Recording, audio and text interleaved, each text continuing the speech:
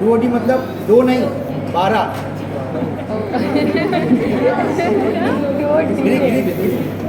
बेवकूफ़ लोग हैं। जो ग्रीक लोगों ने रख दिया अभी तक चला रहे हैं उसको। अरे नया नया रखो तो सब इंग्लिश में कर दिया, नॉमेनक्लेचर अभी तक वही रखो, just to confuse the students, ताकि उनको लगे एनाटॉमी हो बहुत डिफिकल्ट है। आप समझ रहे हैं? सिर्फ नॉमेनक्लेचर तो है। अगर आपको टर्मिनोलॉजीज आ गई, डिओडिनम, डिओडिनम मतलब it is derived from Stag. Stag देखा? 12 सिंगा, इसके 12 सिंग होते हैं। क्या लॉजिक है? क्या लॉजिक? नहीं कोई लॉजिक नहीं। इसका साइज भी जो है वो 10 इंचेस है, 12 इंच नहीं है। 10 इंचेस।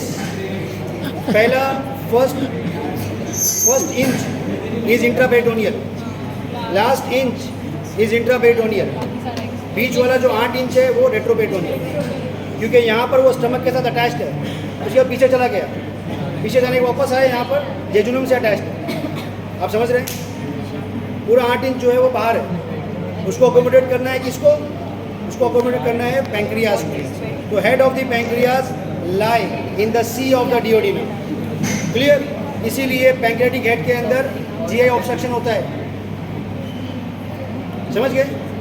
पैंक्रियाज का कैंसर किसको होता है? अल्कोहलिक्स।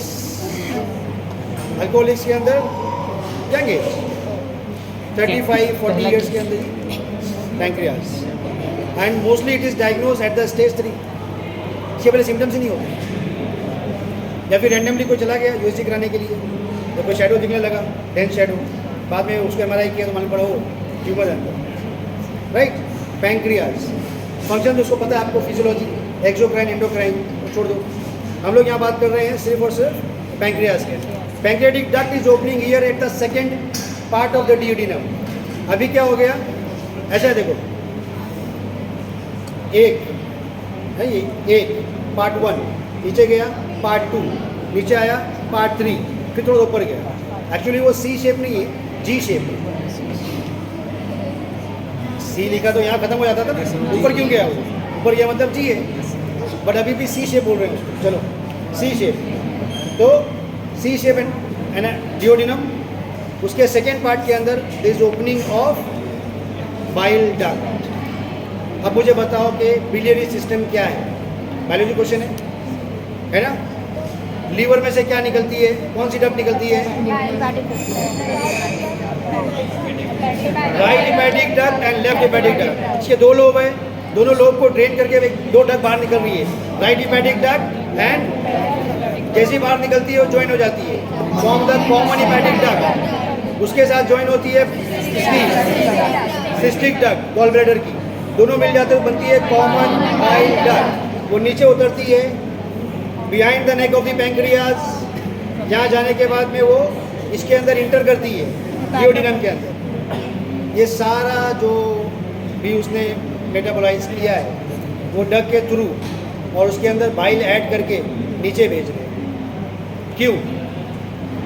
तो फिजियोलॉजी है। Fat,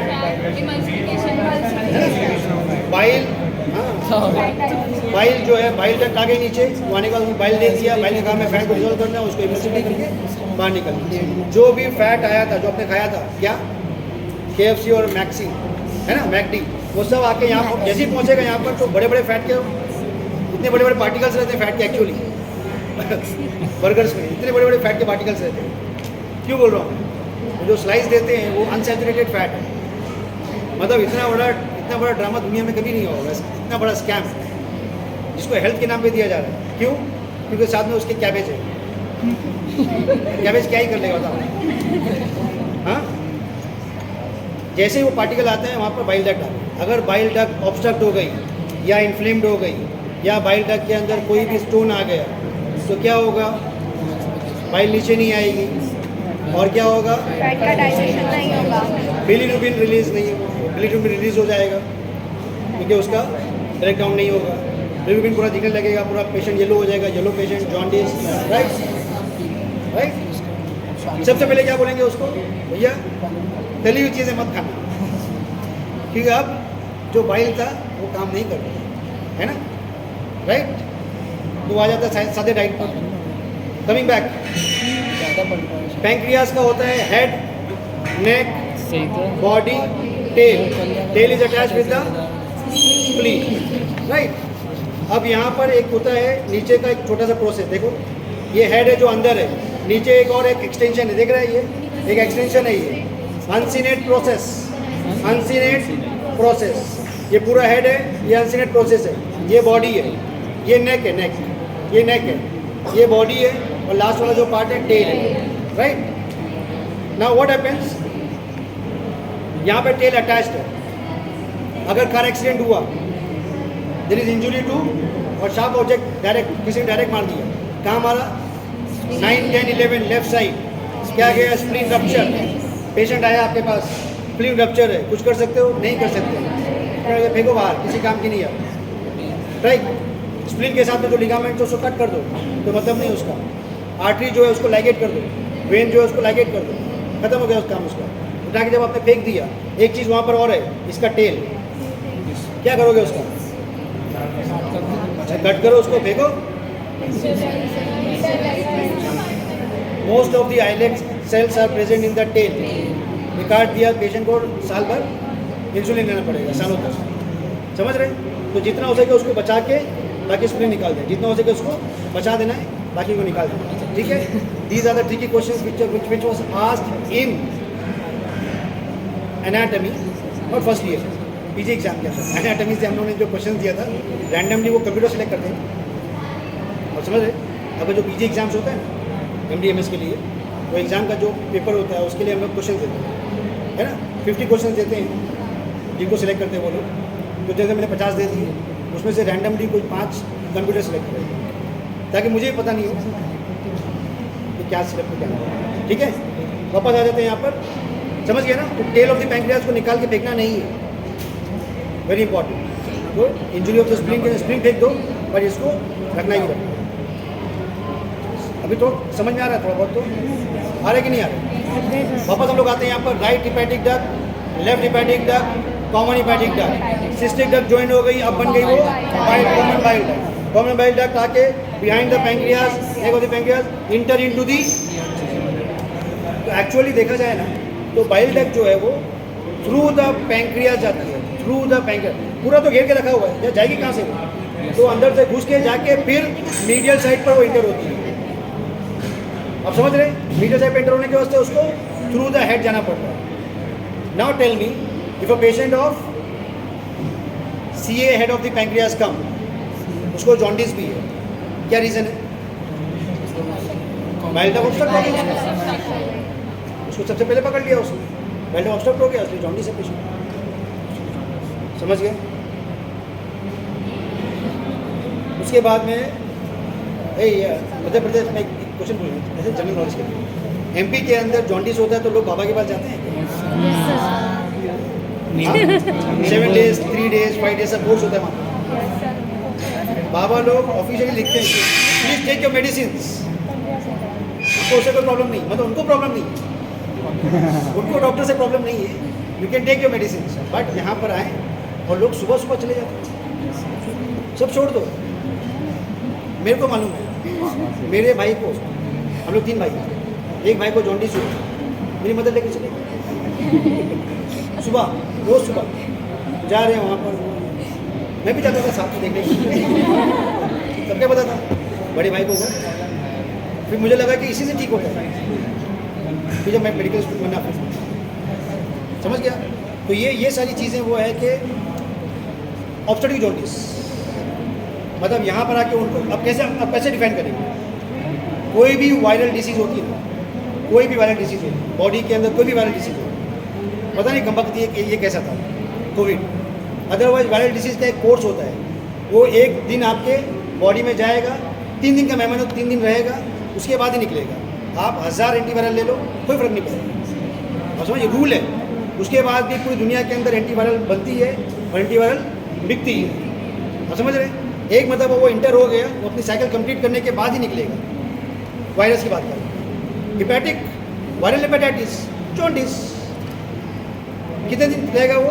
7 days to 10 days। ये देख लिए कि 7 दिन रहती बीमारी, 7 दिन तक आप आना, 7 दिन तक वो रिग्रेस होना ही है, वायरल हेपेटाइटिस है।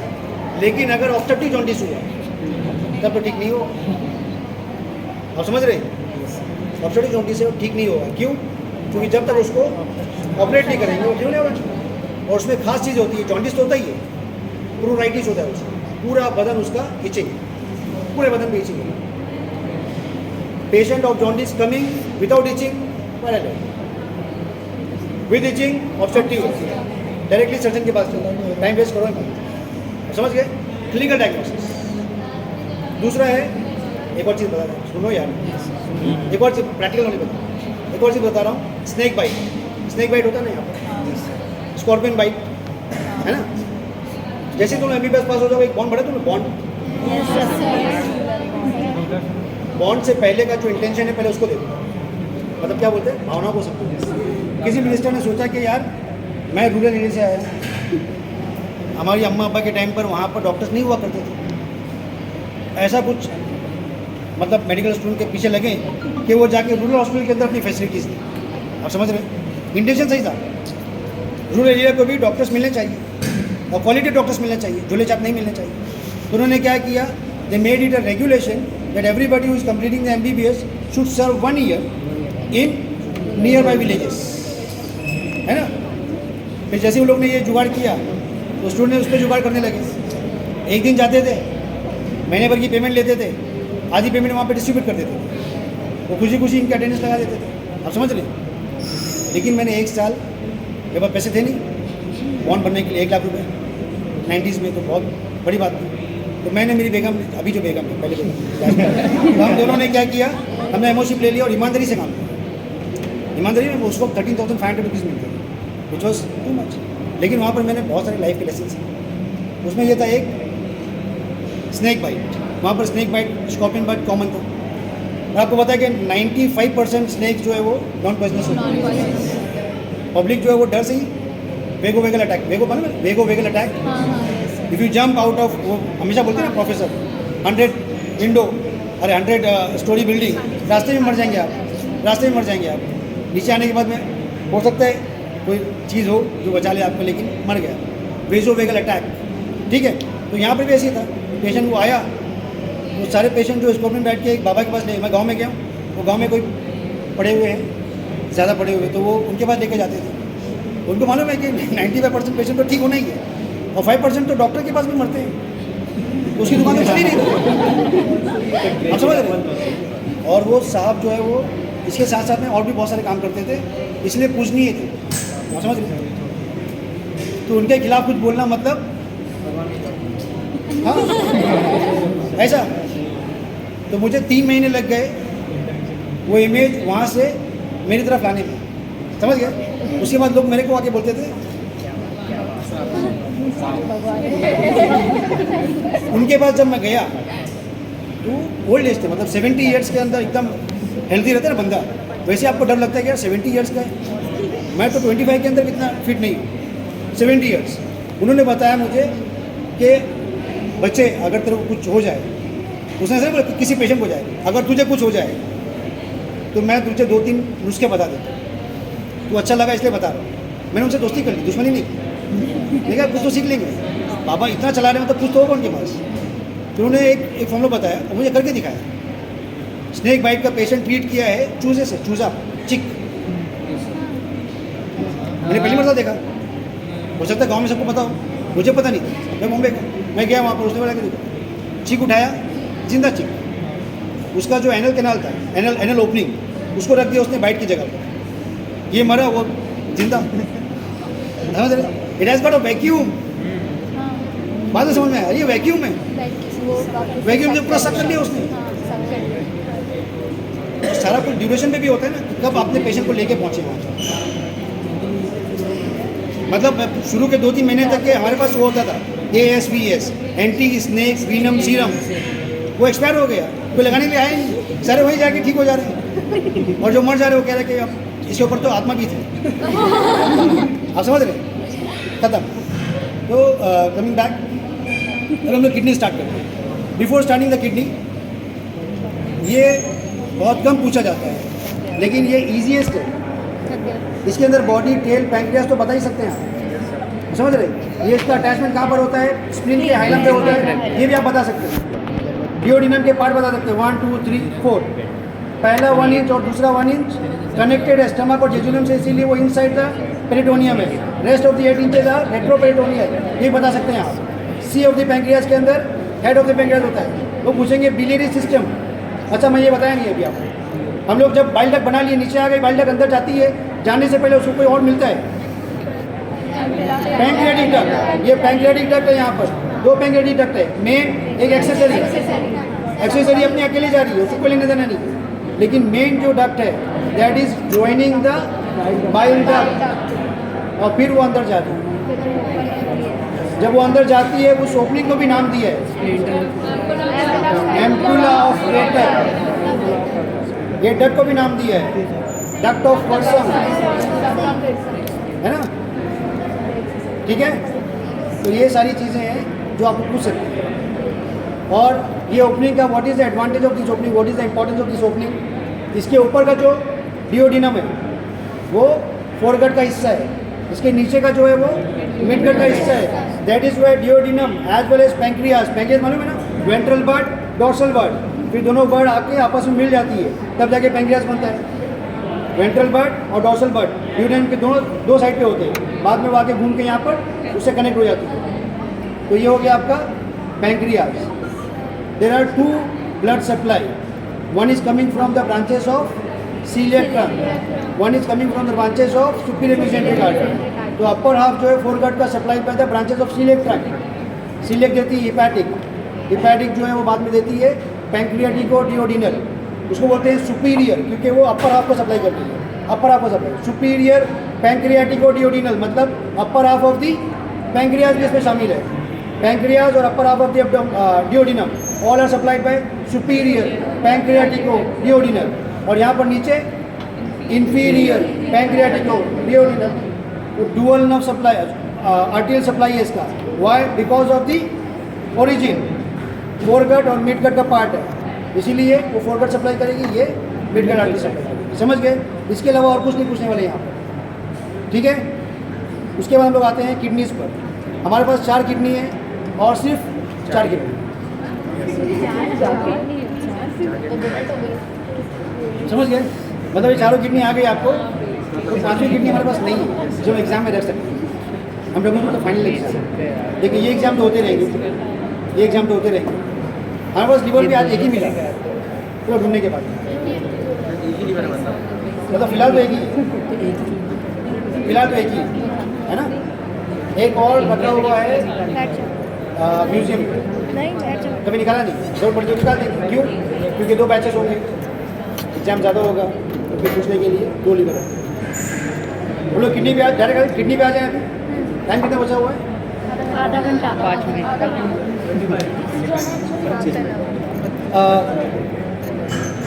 ये ऐसी गंदी गंदी किडनी देख के क्या लगता है? मेल की होगी, देखो ये खूबसूरत खूबसूरत किडनी देखो, ये ऐसी होती है जो शानदार है ना। अब देखें, सबसे पहले किडनी का हाइलम, हाइलम से डिसाइड करोगे वो राइट है कि लेफ्ट लेफ्ट है, यस सर। सबसे पहले हाइलम, वहाँ पर आपने ऐसे किया, ऐसे किया, हाँ सर बता रहा हूँ, तो ऐसे करके जब जितना देर लगा के बोलेंगे ना लेफ्ट, लेफ्ट है ये, नहीं सर राइट, सर राइट, खत्म। आप समझ रहे हैं? जितनी जल्दी आप बता दें hilum, look at the hilum. Hilum हर एक किडनी के अंदर रहेगा, हर एक के अंदर ये रहेगा pelvis and ureter. Ureter should always be downwards, तो हम इसको ऐसे नहीं रख सकते, ये ऊपर की तरफ जा रहा है, वो खुद बोलेगा अरे यार ऊपर जा रहा हूँ मैं, ठीक है? ये हो गया आपका यूरेटर। उसके बाद में यूरेटर डाउनवर्ड्स तो है, पोस्टीरियर है, पोस्टीरियर मतलब ये देखो पोस्टीरियर है। अगर मैंने इसको ऐसे रख दिया, डाउनवर्ड तो जा रहा है लेकिन ये एंटीरियर है, डाउनवर्ड जा रहा है लेकिन ये एंटीरियर है, नहीं रख सकता इसको, इसको पोस्टीरियर लेकर आ जाओ। आप समझ गए? डाउनवर्ड एंड पोस्टीरियर, याद कर लो ये पेल्विस और ureter going downward and posterior. तो एंटीरियर क्या होता है? What is anterior?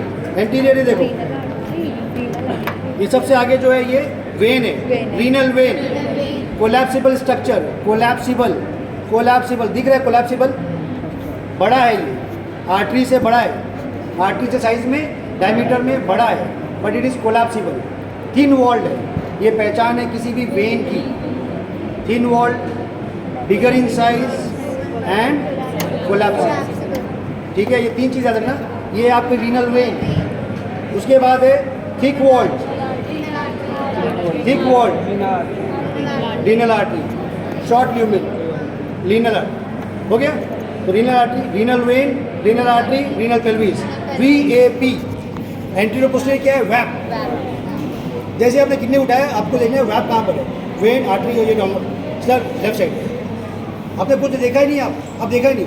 अब मैं बताता हूँ और क्या चीज़ें देखनी है।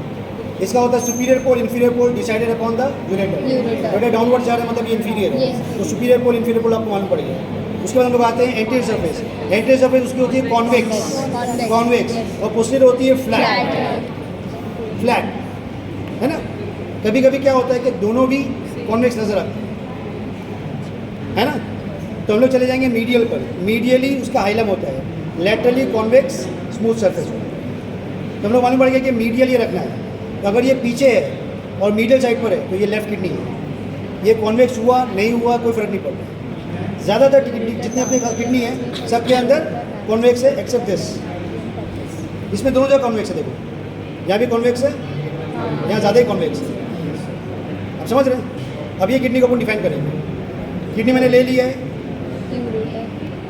आपको यूरेटर दिख रहा है, पीछे है, नीचे जा रहा है, हाँ, वेन आगे है, आगे वेन है। देखो ये वेन है, ये आर्टरी है, ये आर्टरी है, ये वेन है, ये आर्टरी है, और ये ureter. Ureter going downwards, backwards and posterior. तो ये आपका हो गया किडनी की। जैसे ही डिटर्मिनेशन हो जाएगी उसके बाद पूछेंगे कि what are the coverings of the kidney, है ना। किडनी की कवरिंग जो है वो रीनल फेशिया है, और उसके बाद में है पेरीरीनल फैट, उसके बाद उसका पैराइटल लेयर है। तीन कवरिंग्स। सबसे ऊपर पैराइटल है, वो हटाया आपने, उसके बाद आपने देखा तो फैट है, पेरीरीनल फैट। यहाँ पे फैट देखो कितना अच्छा दिख रहा है, कैन यू सी दिस। उसके बाद फैट हटाने के बाद देखा आपने तो इसको एकदम अटैच है। देखो ये क्या है, ये रीनल फेशिया। रीनल फेशिया को आप निकाल नहीं सकते, अभी भी देखो इसको निकाल नहीं सकते। निकालेंगे तो ये पीसेस में आएगा, ऐसा पूरी तरह से नहीं निकाल सकते, इतना ज़्यादा वो अंदर चिपका होगा। ठीक है, कवरिंग हो गई। उसके बाद में आपको पूछेगा हाइलम। जैसे आपने हाइलम बोला मुंह से, तो मुंह से क्या बोलेंगे आप? Renal artery, renal when. तो पहले ही पूछेगा वो renal artery is a branch of, अरे एक ही बड़ी आर्टरी वहाँ पर जा रही है, सारी उसी ब्रांचेज होती है, डायरेक्ट ब्रांचेस ऑफ एब्डोमिनल होता है। क्योंकि रीनल आर्टरी एक ही वाइड आर्टरी है जो डायरेक्ट जा रही है और पूरे सिस्टम को सप्लाई कर रही है। Renal artery thrombosis leads to acute renal failure. ये वैसे ही जैसे कोरोनरी हो गई तो हार्ट अटैक आ गया, MI हो गया, सेम ऐसे ही यहाँ पर रीनल आर्टरी थ्रोम्बोसिस हो जाएगी, गया किडनी आपका एक्यूट फेलियर में चला जाएगा, इमीडिएटली उसको ऑपरेट करना पड़ेगा। समझ गए बात? उसके बाद लोग आ जाते हैं, जैसे हम लोग बात कर रहे हैं, the moment we are talking about kidney, they will ask you about the impressions. अब ये राइट किडनी है, राइट किडनी है। लॉजिकली अभी हम लोग ने एब्डोमेन को ओपन करके देखा नहीं है, हम किडनी तक पहुँचे भी नहीं है। हमने किडनी का सिर्फ एंटीरियर पार्ट में क्या होगा लॉजिकली बताना है। राइट किडनी है, सबसे पहले तो यहाँ पर सुप्रारीनल, ये एरिया उसका दोनों का भी मीडियली सुपीरियर पार्ट जो है वो सुप्रारीनल है। यहाँ पर राइट सुप्रारीनल है। उसके बाद हम लोग आगे आ जाते हैं। आगे जब जैसे आगे आएंगे तो यहाँ पर क्या होगा, पूरा ये देखो, पूरा 3 उंगली देखेंगे, almost all upper half liver, right kidney है ना। ये ऐसे, ये देखिए ऑलमोस्ट ना, ऑलमोस्ट लीवर ने पूरा पकड़ा हुआ है उसको, है ना। अब जैसे ही उसने लीवर ने पकड़ा हुआ है, यहाँ पर मैं रख दिया, ये देखना, ये रख दिया मैंने, है ना, यहाँ से जा रही है। ये एरिया आपको मालूम है, ये क्या था? पाइलोरस है, डिओडिनम, ऐसे डिओडिनम जा रहा था ना, डिओडिनम, है ना। तो जो डिओडिनम जा रहा है वो ऐसे जा रहा है, वो भी रेट्रोपेडोनल स्ट्रक्चर है, वो यहाँ से जा रहा है, यहाँ से ऐसे। तो ये जो एरिया है around the hilum of the right kidney, यहाँ पर आपको ऐसे उंगली फैलाना है, बोलना है duodenum, duodenum and head of the pancreas. समझ गए? ये पूरा क्या है ऊपर? लीवर है ना। तो ये एरिया जो है बनेगा आपका, ये एंटीरियर, ये क्या बनेगा? Duodenum and pancreas. समझ गए? हाँ, वापस से बताता हूँ मैं। ये सुपीरियर सुप्रारीनल ग्लैंड, उसके बाद में लीवर, उसके बाद ये लीवर ऐसा जाता है, ऐसा लीवर, उसके बाद में यहाँ पर डिओडिनम एंड पैंक्रियास। नीचे का जो पार्ट है यहाँ पर दो चीज़ें, colic area, jejunal area, small intestine, large intestine. नीचे का दो एरिया फिक्स्ड है। लेटरल साइड पर कोलोन होता है ना, मैंने बताया ना, लेटरल साइड पर कोलोन है, तो कोलोन यहाँ पर आएगा और अंदर पूरा कोइल्स पड़ा हुआ है, तो मीडियल साइड पर आएगा coils of jejunum ileum, coils. समझ गए? फिर से बताता हूँ, सुप्रारीनल ग्लैंड राइट साइड पर, फिर लीवर है पूरा लीवर, उसके बाद में यहाँ पर डिओडिनम एंड पैंक्रियास, यहाँ पर मीडियल साइड पर जेजुनम एलिया, यहाँ पर कोलोन, है ना। सिमिलरली इसी वक्त हम लोग देख लेंगे लेफ्ट साइड की किडनी को, ये लेफ्ट साइड की है पक्का। लेफ्ट साइड की किडनी को जैसे हम लोग देखेंगे कि इसका एंटीरियर पोर्शन क्या है, तो एंटीरियर पोर्शन के अंदर यहाँ पर सुप्रारीनल आ गया, उसके बाद यहाँ पर आ गया स्प्लीन, है ना, स्प्लीन आ गया, स्प्लीन के बाद में उसके आगे क्या रहेगा? स्टमक। तो स्प्लीन और स्टमक यहाँ पर दो ही चीज़ है। नीचे वापस मीडियल साइड पर क्या है? कोइल्स ऑफ जेजुनम एलिया, और लेटरल साइड पर क्या है? कोलोन। तो कोलिक एरिया, जेजुनल एरिया, यहाँ पर स्टमक, लेटरल साइड पर spleen, suprarenal gland, left suprarenal gland. तो लॉजिकली राइट साइड पे जैसे आपने लीवर बोल दिया उसको लगेगा बस, बाकी सब आता है, बाकी तो मिरर। यहाँ पर आपने स्प्लीन और स्टमक बोल दिया, पूरे आता है। गैस्ट्रिक इंप्रेशन, स्प्लीन की इंप्रेशन, कोलिक इंप्रेशन और जेजुनल इंप्रेशन, यहाँ पर सुप्रारीनल ग्लैंड। अब पोस्टीरियर जो है दोनों का सेम है ऑलमोस्ट, है ना, ऑलमोस्ट। ये दोनों किडनीज कहाँ पर होती है? पेल्विक रीजन में होती है। इनको जाना होता है कहाँ पर? लंबर रीजन में। तो ये लोग क्या करते हैं? असेंड करते हैं। जब ये असेंड कर रहे हैं तो राइट साइड वाले को ये रोक दिया, कौन? लीवर। लेकिन लेफ्ट वाले को रोकने वाला कोई भी नहीं, वो स्प्लीन को टच करने से जाती है। आप समझ गए? तो कौन सी ऊपर रहेगी? पूछते हैं कौन सी लोअर रहेगी? Right lower. ये रिवर्स है टेस्टिस का, टेस्टिस में डिसेंड होती है, डिसेंड होने के बाद में कौन सी टेस्टिस रिवर्स नीचे होती है, लोअर होती है, लेफ्ट। समझ गया? यहाँ पे राइट लोअर है और टेस्टिस में लेफ्ट डिसेंड होती है। याद रहेगा? याद रहेगा? इसके अंदर याद रहेगा क्या चीज़ है? वैप। मैंने उल्टी पकड़ा, बोला भी नहीं तुम लोग ने, इसका चिल्ला रहा था, मैं देखा नहीं। ठीक है, तो ये किडनीज असेंड हो रही है because of the liver, it is coming up to liver. तो क्या होता है इसके इंप्रेशन के अंदर? Posteriorly there is only one rib on the right side, 12th rib, लेकिन यहाँ पर 11th and 12th। You know why? क्या बात है? उसके बाद में जैसे ये हो जाता है उसके बाद में यहाँ पर 3 मसल्स है, 3 मसल्स है, psoas major, quadratus lumborum and transverse abdominal. समझ गए? सबसे मीडियल है श्वास मेजर। श्वास मेजर हम लोग को पहले भी आ चुका है, लोअर लिम्ब में। क्या किया था उसने?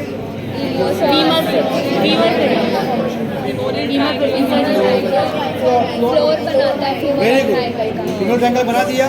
और किसी मसल के साथ मिला वो? Iliopsoas. What is the action of इलियोश्वास?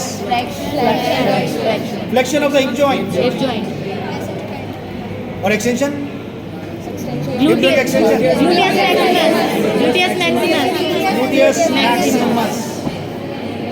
Gluteus maximus. समझ में आया ना किडनी? समझ में आया किडनी? यहाँ पर 2 नर्व्स भी है, बट वो प्रैक्टिकल इंपॉर्टेंस नहीं है उसका। यहाँ पर 2 नर्व का रिलेशन भी है, but some examiners do ask you about these 2 nerves. I don't remember right now, लेकिन आप जाके पढ़ लेना, ठीक है ना? 3 मसल्स है, यहाँ पे 2 नर्व्स भी है। आई थिंक इलियो इंग्वाइनल और इलियो हाइपोगैस्ट्रिक। हाँ, आर्कुएट लिगामेंट नहीं दिखेगा इसमें। अभी थोड़ा बहुत समझ में आ गया। एग्ज़ाम के लिए आप थोड़ा प्रिपेयर हो जाएंगे। एग्ज़ाम में डायग्राम्स, हाँ एग्जाम में डायग्राम्स भी आ सकते हैं बनाने के लिए, और जब भी आएगा बना देना लीवर, वॉल ब्लेडर ऐसा, समझ रहे? Diagrammatic diagram is needed from you.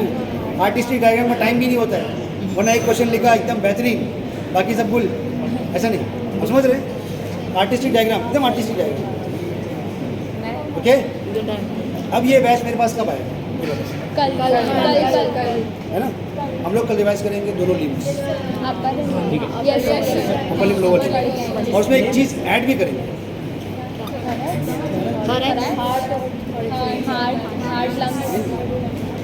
Arches, articulate foot, क्योंकि पूरा देखिए मैं प्लीज़ शिकायत मत करो, शिकायत मत करो।